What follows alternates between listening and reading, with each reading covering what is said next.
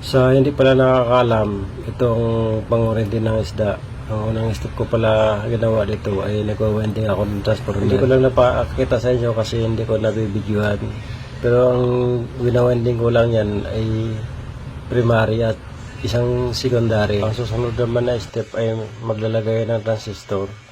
Ang ginagamit ko pala dito ay 1941 na number. Bali, nag-install pala ako dito sa kabila ng 5 at sa kabila din ay 5. Sa gusto lamang gumawa ito ay panoorin nyo lang yung video ko. Ang transistor na to ay nakikita nyo lang sa mga amplifier na sira. Kung gusto nyo naman magpagawa sa akin, i-PM nyo lang ako. Dahil gagandahan ko ang paggawa.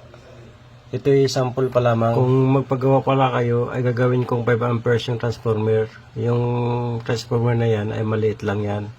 Pero kung papagawa kayo sa akin, ay gagawin kong 5 ampere. Kung magpagawa kayo, i-PM nyo lang ako.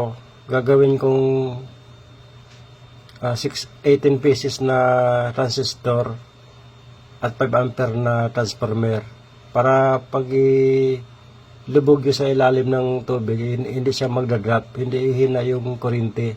Kahit halawa na malaki, ay makukuryente, pati tilapia.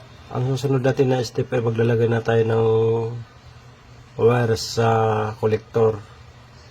At lagyan din natin yung emitter. Pagkatapos natin maglagay ng mga wire, ay magkakabit tayo ng diode. Ang diode naman ay nilalagay para hindi bumabalik yung supply ng kuryente.